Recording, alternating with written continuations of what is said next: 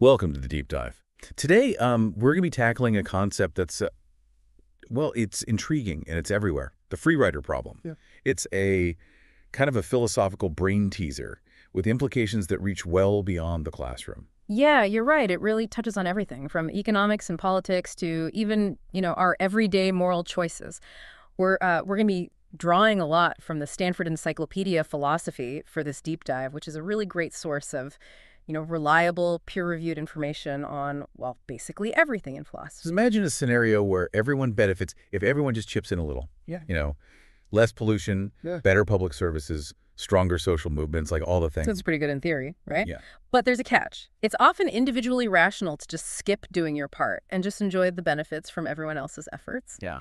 And that is like the essence of the free rider problem. It's so tempting, though, to think like, my little contribution won't make any difference anyway, but like, what if everyone thinks that way? Exactly. The system just breaks down. The collective good, the thing that benefits everyone, it just fails to materialize. The Stanford Encyclopedia uses some, relatable examples to illustrate this. So let's start with something like pollution. We all benefit from cleaner air and cleaner water. Totally. But, it's easy to think, well, my car alone isn't going to, like, significantly impact air quality, so why bother with emissions controls? Or, like, what difference does it really make if I don't recycle just this one plastic bottle? And that's the danger of the free rider problem. If enough people think like that, the cumulative effect can be pretty disastrous. It's kind of like with public radio, right? Mm. You might like listening, but have you ever, like, actually donated during a pledge drive? It's a classic example of what economists call a collective good. These goods have two key characteristics: jointness of supply and non-excludability. Okay, break those down for me. What do those actually mean? Okay, so jointness of supply means that one person using the good doesn't stop anyone else from enjoying it at the same time. So we can both listen to public radio at the same time without, like, messing up each other's experience. Right, that makes sense. What about non-excludability? So non-excludability means it's hard or sometimes impossible to keep people from benefiting from the good, even if they haven't, like, contributed to making it or maintaining it. It's hard to stop someone from listening to public radio just because they haven't donated. Which is why they have those pledge drives. They're Yeah. relying on the goodwill of the listeners to, keep the programming going. Exactly. Think about all the things you enjoy that kind of fit that description. Public parks, street festivals, national defense. These are all collective goods that rely on some level of, cooperation and contribution. So have you ever gone to a public park or a street festival? If you have, you've been part of a collective action scenario, whether you realize it or not. You're enjoying benefits that wouldn't even be there without, the contributions, financial or otherwise, of so many people. All around us.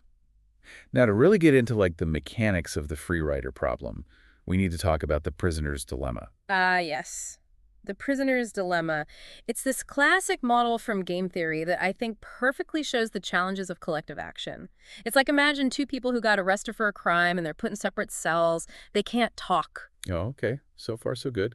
It sounds kind of like a movie. It's a scenario that's been used to explain all sorts of, complex social dynamics. So each prisoner has a choice. They can either confess to the crime and betray their partner, or they can stay silent and hope their partner stays silent too. It's a high-stakes game of trust. Exactly. If both of them stay silent, they each get a relatively light sentence. If one confesses and the other one stays silent, the confessor goes free and the silent one gets a heavy sentence. And if they both confess, they both get a moderate sentence. So what's the catch? So from like a purely individual self-interested perspective, confessing is always the better strategy. It doesn't matter what the other prisoner does. Wait, why is that? Okay, let's think about it. If the other prisoner stays silent, confessing gets you free, which is way better than that light sentence you'd get for staying silent. And if the other prisoner confesses, confessing gets you that moderate sentence, which is still better than the heavy sentence you would have gotten for staying silent. So it doesn't matter what the other prisoner does, confessing seems like the smarter move. But that's, like, so counterintuitive. Yeah. Wouldn't they both be better off if they both stayed silent? You're totally right. That's the paradox. Individual rationality leads to a not-so-great outcome for the group as a whole. If they both confess, they actually end up with a worse outcome than if they had both cooperated and stayed silent. They're, like, trapped by their own self-interest. Exactly. Right. And this logic, it scales up. Imagine not two prisoners, but a whole society facing similar choices about cooperating or just acting in their own narrow self-interest. That's kind of scary. It makes you wonder if humans are even capable of cooperating on a large scale. The Stanford Encyclopedia mentions that even way back, like historical figures like Plato, Adam Smith, and David Hume, they all struggled with this type of dilemma long before, modern game theory came along. Yeah, it's a timeless problem. So, like, Plato in his Republic explores that tension between what individuals want and the laws that hold a society together. And Adam Smith, even though he believed in the, invisible hand of the market, he still said that self-interest, if it's not kept in check, can really mess up the common good. They knew that what's good for the individual isn't always good for the group, and vice versa. And this brings us to a really important person in how we think about collective action. Mancur Olson. His book, The Logic of Collective Action, really changed things. Okay, let's talk about Olson. What was so groundbreaking about his work? Well, before Olson, a lot of people just assumed that groups would naturally do what was in their best interest, as a collective. But Olson argued that this isn't always true. He really challenged the conventional wisdom and kind of exposed these often hidden things that make collective action so hard. Olson pointed out that even when it's like in a group's best interest to, act collectively, individual incentives often work against that. So it's kind of like this tug of war between individual self-interest and the collective good. Yeah, exactly. The Stanford Encyclopedia uses this example of labor unions to kind of illustrate this point. So it's collectively beneficial for workers to band together and bargain for, better wages and working conditions. Let the other workers pay dues and fight for those better wages. I'll just, enjoy the benefits if they succeed. Exactly. And Olson said that this dynamic applies to all kinds of groups, not just unions. It's there in environmental groups, political parties, even social movements. So if Olson is right, are we just doomed to a world of free riding and collective failure? Is cooperation just like a fantasy? Not necessarily. Thankfully, things aren't that bleak. Collective action does happen, and Olson himself gave some reasons for why. Okay, good. I was starting to get a little worried there. Yeah. So how do we escape this free rider trap? If self-interest is so powerful, how do groups ever manage to get anything done? One way is through what Olson called the byproduct theory. People are more likely to contribute to a group if they get something extra in return, something beyond just the collective good itself. So it's like a little sweetener to get people to participate, a little something extra to tip the scales towards cooperation. Exactly. The encyclopedia uses the example of the Sierra Club. So people might join not just because they care about, environmental protection, which is the collective good, but also because they get things like hike trips or discounts on outdoor gear, or just a sense of community with people who think the same way. Those are the byproducts. Oh, so those perks make it a better deal. It makes it more rational for an individual to join and contribute. It's like those early labor unions that gave their members like affordable insurance plans or other benefits that were hard to get anywhere else. Exactly. Those byproducts can make contributing to the collective good feel less like a sacrifice and more like, you're actually getting a good deal. That's pretty smart. But what about groups that don't offer those kinds of tangible perks? How do they motivate people? That's where leadership comes in, what Olson called political entrepreneurs. These are people who are really good at organizing, motivating, and inspiring people to take action. They often have a compelling vision, good communication skills, and they can mobilize resources. So they're like those charismatic leaders that rally people around a cause. They provide the spark that gets collective action going. Yeah, think of figures like Martin Luther King Jr., Nelson Mandela, or even someone like Greta Thunberg in the climate change movement. These people were able to inspire others to take action, even when it meant personal risks or costs. So their leadership helped to overcome the free rider problem by appealing to something beyond just self-interest. Right. They tapped into people's values, their sense of justice, their belief in a better future. And of course, we can't forget about the role of government in all of this. Absolutely. The state, with its power to tax and regulate, can help fix free rider problems that would be really hard or maybe even impossible to solve through voluntary action alone. Think about national defense. That's a great example. National defense is like the ultimate public good. Everyone benefits from a nation's security, and it's basically impossible to exclude anyone from those benefits. It would be so hard and probably pretty chaotic to try to fund a military just through donations. Exactly. The government can step in, require everyone to contribute through taxes, and make sure that this really important collective good is provided. They can also use regulations to address things like pollution by setting limits on emissions or enforcing environmental standards. So the government can be like a referee, making sure people aren't taking advantage of the system and everyone's doing their fair share. It's really interesting how this abstract problem plays out in such concrete ways. But the Stanford Encyclopedia also kind of wants us to think beyond just those self-interested motivations. Are people really only driven by what benefits them personally? That's the question that philosophers have been debating forever. We see tons of examples of people acting altruistically, like supporting causes that don't directly benefit them. Think about people who volunteer their time and money to charities, fight for social justice, or work to protect the environment. It's true. People donate to causes, help strangers, even risk their lives for others. If self-interest was the only thing driving us, wouldn't society look a lot different? It definitely raises questions about whether self-interest can really explain everything about human behavior. Are there other things at play, like a sense of duty, a desire for fairness, or just plain compassion for others? This brings up a whole philosophical discussion about what motivates humans, their role of morality, and that tension between individual and collective interests. It's a deep dive within a deep dive. Yeah. And it brings us to another interesting application of the free rider problem voting. Yes. The classic example of why bother.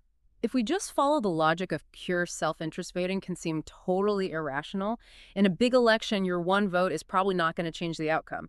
So why go through all the trouble? Especially if it means waiting in long lines or missing work or going out in bad weather. Exactly. But millions of people vote, even though it seems irrational. It's what's called the paradox of voting. So what are some of the explanations for why people vote if it's not just about self-interest? Well, there are a few possibilities.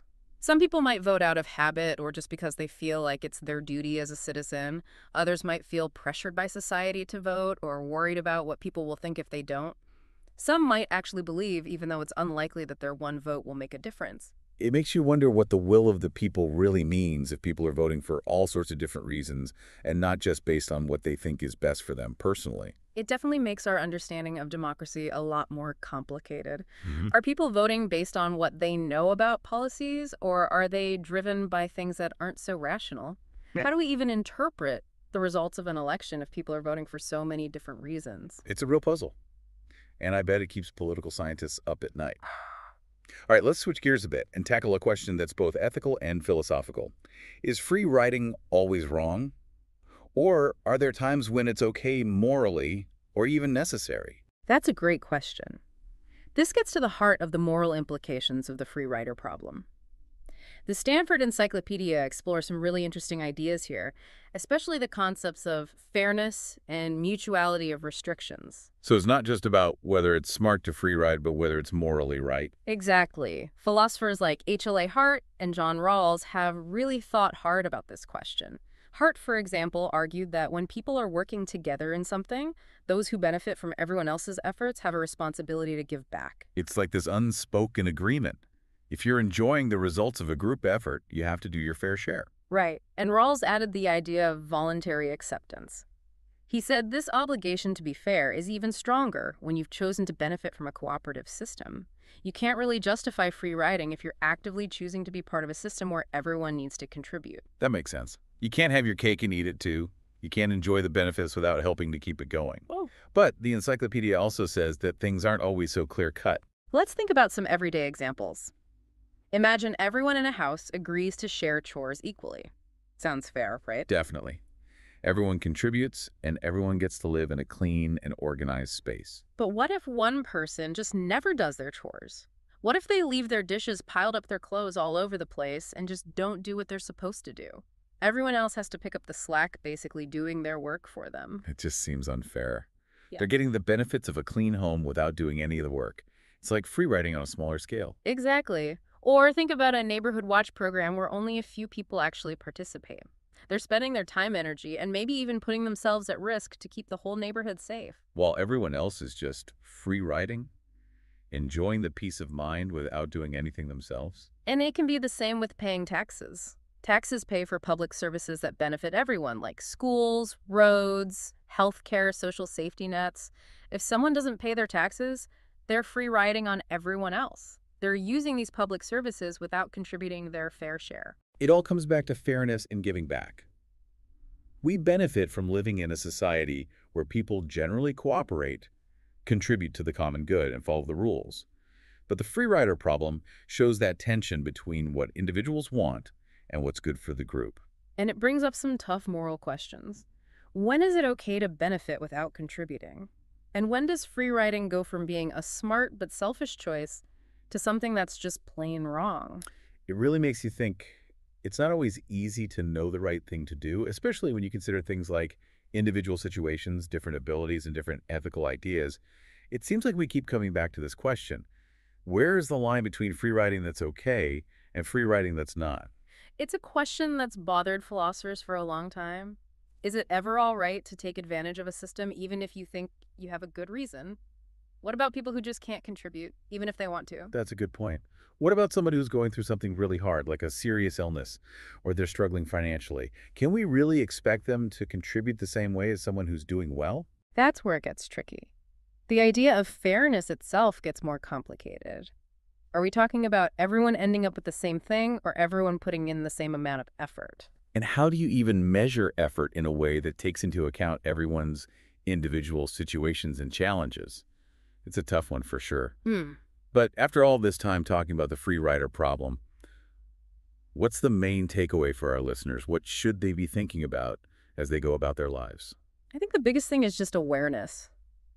Once you understand this thing, you know how what's good for one person can often go against what's good for everyone. You start seeing it everywhere. It's like you've got this new way of looking at the world. Exactly. You start to notice all the little ways and the big ways that free riding happens, but you also start to really appreciate the people who are contributing, who are trying to make things better for everyone. You start to notice the people who are always doing the dishes, showing up for neighborhood meetings, volunteering their time, or just being mindful of how they're using shared resources. Right, and maybe this awareness makes you think about yourself.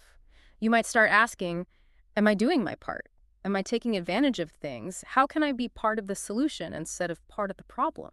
That's a really powerful question to ask yourself. Yeah. It's like a call to action, reminding us that we're all connected and that what we do affects other people. And maybe, just maybe, understanding the free rider problem better can help us create systems from government policies to social rules that encourage people to cooperate, be fair, and make things better for everyone. And that's a positive thought. Yeah. It reminds us that even though we've been talking about a problem, it's not about being cynical or giving up. It's about using knowledge to make things better. You got it. Awareness is the first step. Then comes the challenge of figuring out solutions. Well, you've given us a lot to think about today. But before we wrap up, I have one last question for you. We know that free riding is just part of being human. So how can we design systems that encourage people to contribute to be part of the solution?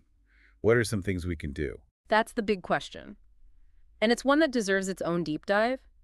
But I think it starts with a few basic ideas. Okay, tell me, what are the foundations of a society where people cooperate more? First, we need to understand and use incentives. People respond to rewards and punishments, so we need to design systems that make cooperation more appealing and free riding less appealing.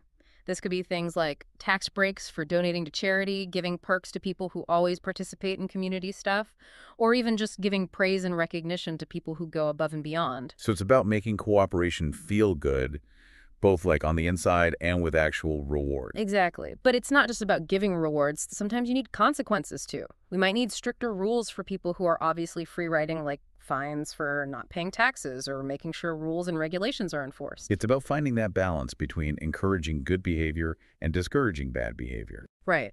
But besides those more concrete rewards and punishments, we also need to appeal to something deeper, something more human.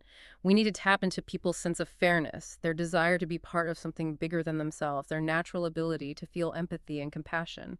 So it's about nurturing those things that make us want to help others to make the world a better place. Exactly.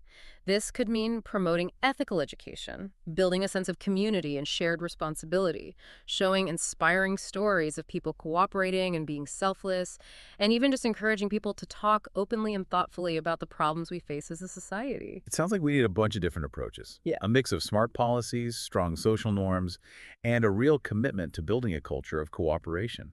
It's a complicated challenge, but I think we can do it. Humans are really good at adapting and being creative. If we can use those strengths, we can definitely create systems that push us towards a more cooperative, fair, and sustainable future. That's a great note to end on. Thank you for joining us on this deep dive into the free rider problem. It's been a really interesting journey, and I hope our listeners have come away with more curiosity and a better understanding of this complex and widespread social thing. It's been great. I always enjoy exploring these tough ideas with you. And to our listeners, remember, knowledge is power, and critical thinking is so important. Keep exploring, keep questioning, and keep those minds working. Until next time, happy diving.